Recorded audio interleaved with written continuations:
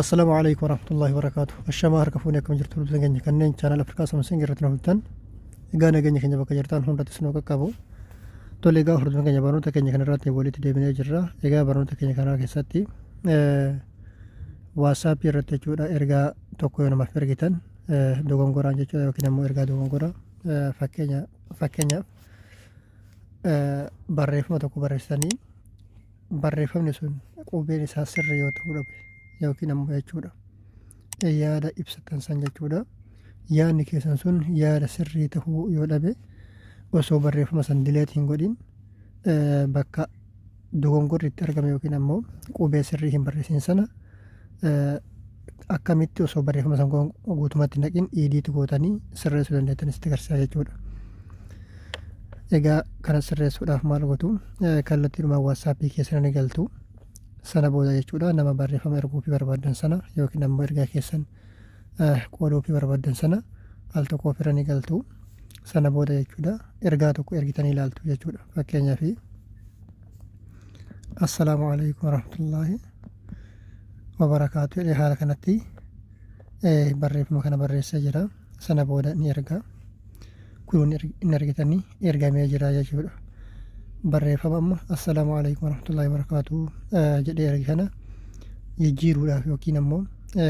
gama barreeffama biraatti osoo barreeffama kana dileet hin godhin jijjiiruudhaaf maal godha al tokkoof haala kanatti gadi qaba sana booda maal gootu as gubbaa kanarratti tuqaa sadan kanarratti al tokkoof ni cufaaftu sana booda idiit iddoo jettu asitti ni argattu idiit irratti ni cufaaftu sana booda jechuudha barreeffama kana ni hayxu yoo barbaadan barreeffama bakka dogongora qabu san keessaa haquudhaan barreeffama barbaadan yookiin ammoo yaada keessan isa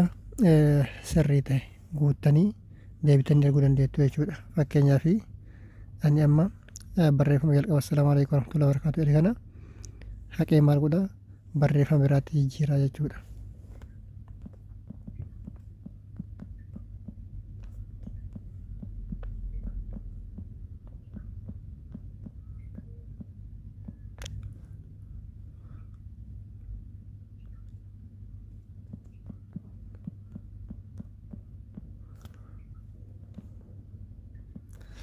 Ayyee amma akkuma isin agartan jechuudha barreeffama gubbaatti ni gartuu assalaamu alaykum warahmatullaahi wabarakaatu jedhee ergee jira asitti ammoo maal jedhee ergee barreeffama kana deebi'ee jijjiiraara akkam bultan hordoftoottan Afrikaa Samsung jedhee jira sana booda mallattoo raayitiin irratti al tokkoof ni cuqaaftu jechuudha ni agartanii barreeffamni kun idiit ta'ee jira yookiin ammoo jijjiiramee jira jechuudha yookiin ammoo yaada isa dura barreessee ergi sanarraa jijjiiramee yaada isa lammaffaa yookiin ammoo isa dogongoraan dura erge san irraa kaasee isa sirrii ta'e haala kanatti ergee jira jechuudha. Egaa ormaa jechuudha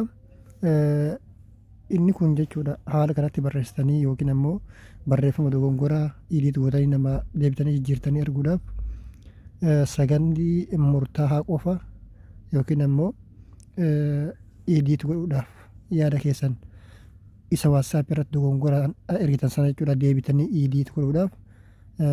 daqiiqaa murtaa'aa qofa isiniif kennanitti fakkaata sana ammoo isinis mirkaneessuu dandeettu jechuudha.